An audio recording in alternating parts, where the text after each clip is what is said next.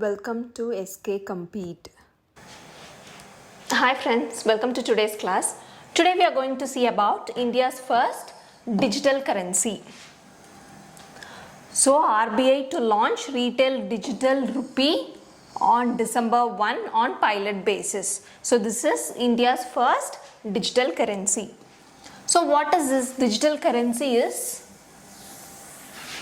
Nothing bad. This is also like a paper currency which is issued by Reserve Bank of India, which is central bank to India.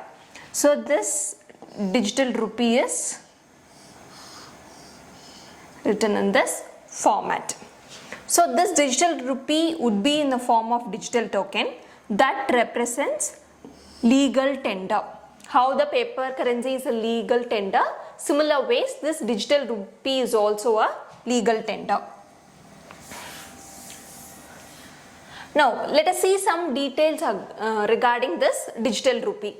So if you deposit cash, if you have cash in your bank account, you will earn interest on it. Likewise, for this digital rupee, will you earn interest on this digital rupee? No. No interest on this central bank's digital currency.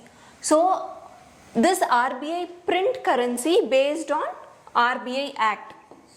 So this RBI Act 1934 only is giving power to Reserve Bank of India to print the currency, paper currency. Similar way, to allow RBI to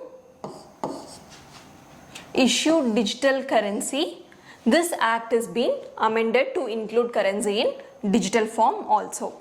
Is India is the only country launching this? No, already 10 countries have launched Cbdc, first of which is Bahmanian Sand Dollar in 2020 and the latest being Jamaica's Jam DEX as of October 2022. So this transaction can be person to person also and person to merchant also. So this payments to merchant can be made using QR codes as being now done in this Google Pay and Paytms. This digital currency also can be paid to merchants based on QR codes. Now let us see some of the features of this digital rupee. So as we have seen, this is a sovereign currency which is issued by central bank in alignment with their monetary policy. It is a liability on central bank's balance sheet. Central bank in the sense RBI, Reserve Bank of India's balance sheet, not in case of bank. For example, if you see UPI apps, take GPay, it will ask for your bank account details and bank account will be linked from that particular bank.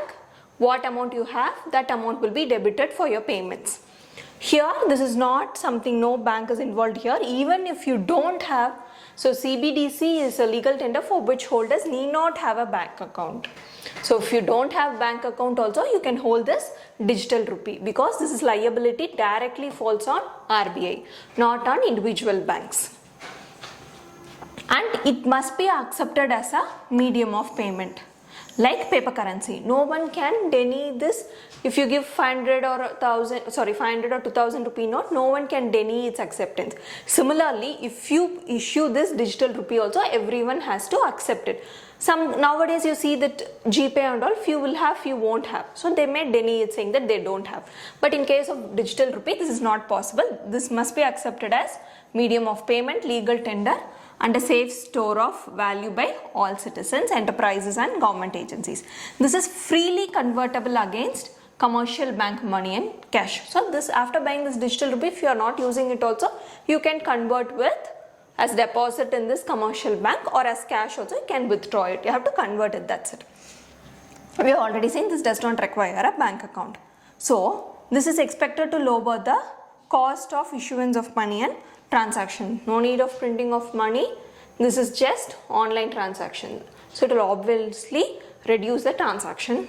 It will obviously reduce the cost of issuance. Next, why do you need this digital rupee? Say this digital rupee is introduced.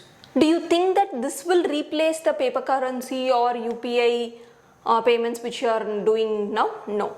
This is just to complement it introduced to complement rather than replace current forms of money, and it's to provide additional payment avenues to users, not to replace the existing payment systems like paper currency, and you have NEFT, online transaction, IMPS, UPI.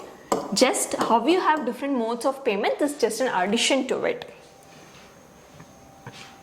So as I've seen, reduction in cost associated with physical cash management. You have to print the cash, for that labor is required, you have to transport it, you have to distribute it.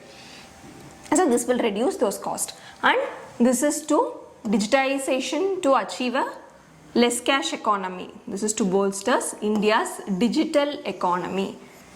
This is to add to Digital India campaign. And supporting competition, because different modes of payment, there will obviously be competition, efficiency and innovation. It is really very innovative in introducing this digital rupee, and further it will increase the efficiency. To explore the use of Cbdc for improvement in cross-border transactions. Say you have to transfer amount from one country to other. In order to facilitate it, in future this will explore the possibilities for cross-border transaction, and it will support financial inclusion. More users will be enrolled in it. Next, what are the types you have in this digital rupee? One is this general purpose or retail, which is used by common person. Other one is wholesale. The retail thing potentially available for use by all, private sector, non-financial consumers and businesses. It's for common people, this retail thing. Wholesale thing, as you have seen, it's designed for restricted access to select financial institutions. This is not yet decided yet, which are the selected financial institutions. So while wholesale is intended for settlement of interbank transfer, so it is between the banks, and related wholesale transaction. Retail thing is for electronic version of cash, primarily used for retail transaction, which for everyday transactions. Just this digital rupee is an e-version of your physical currency. It might be available in the same denomination of your physical currencies also. So now this pilot project has been kick-started from December 1. That is not for everyone. Now we can ask, can everyone use it now? No, as of now it's just a pilot project. This access is limited to few number of customers, that too from selected banks and selected cities. You can see it's only in Mumbai, Delhi, Bhubaneswar, Bengaluru, from bank SBI, ICICI, Yes Bank and IDFC. Then an extended version of it will be by other 4 banks: Bank of Baroda, Union Bank of India, HDFC Bank, Kotak Bank, and also in Ahmedabad, Gangtok, Guwahati, Hyderabad, Indore, Kochi, Lucknow, Patna and Shimla. This is in further cases, not now. As of now, the pilot project from December 1, 2022 is from only in this 4 cities.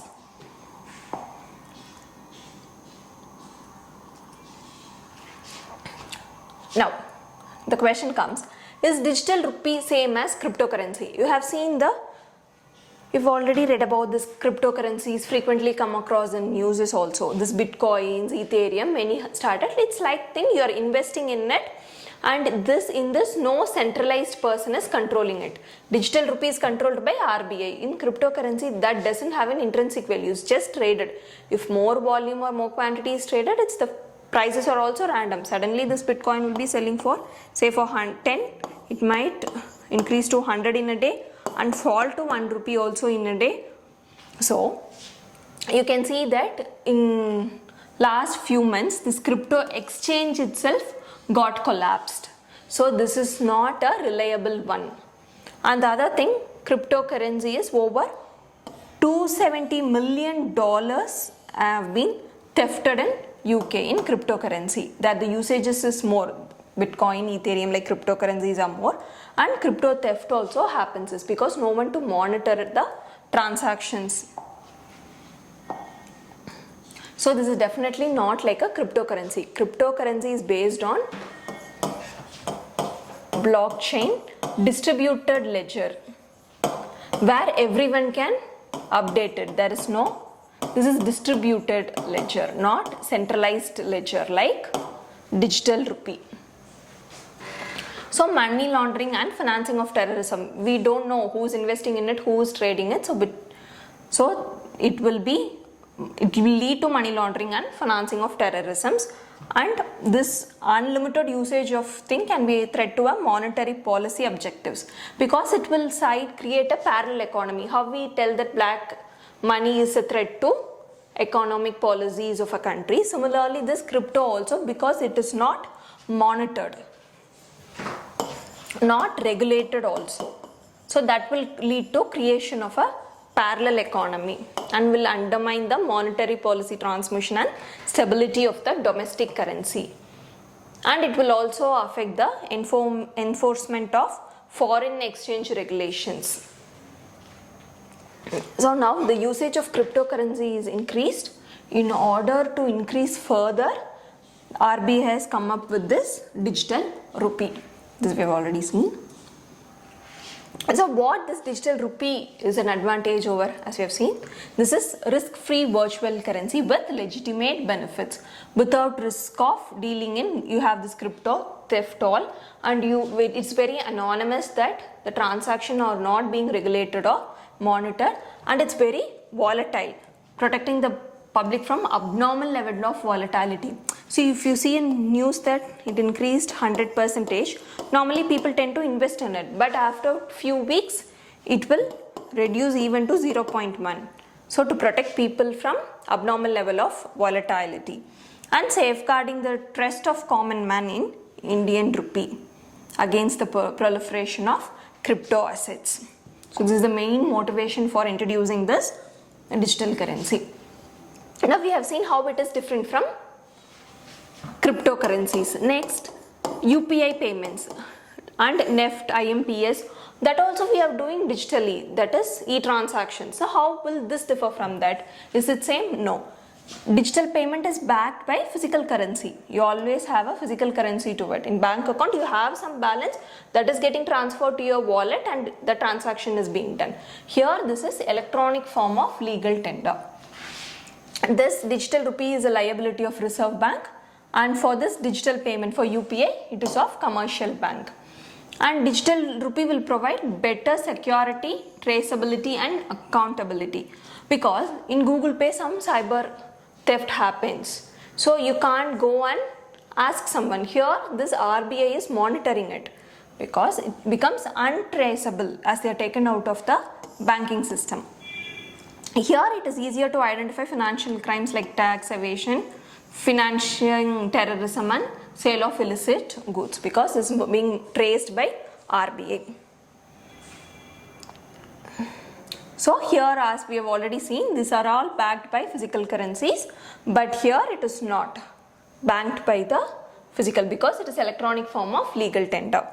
And other advantage is that it will be settled instantly by a clearing house that has a direct backing of the central bank and not by bank intermediaries as in case of UPI. Here it will go through a bank, commercial bank as an intermediary. It is directly dealing with RBI. So that will be instantly, the amount will get transferred. Anonymity. You can tell that if you are dealing in cash, it's very anonymous. You will not know from whom to whom the amount is transacted. Here, since this RBI is also tracing this, there is a question regarding anonymity. But RBI tells that RBI has asked banks not to report this low value transactions. So it will not report. Only in case of this illegal financial transactions, it will monitor it. For low value transaction, it has asked commercial banks not to report it. So it's completely anonymous. And this is Project mBridge. This is by BIS Innovation Hub. This experimenting with cross-border payments. But this is based on distributed ledger, not centralized ledger. This is by distributed ledger. So finally we are going to say about Importance of cyber security. Because it is stored, everything is being digitally stored and controlled by RBI. It is important to have stable digital infrastructure for this digital rupee. So cyber security is very important. So now we have seen what is digital rupee, and now it is a pilot project, how it is different from cryptocurrencies and UPI payments, and how anonymous it is. And we have finally seen the importance of cyber security for this digital rupee. Thank you for watching this video.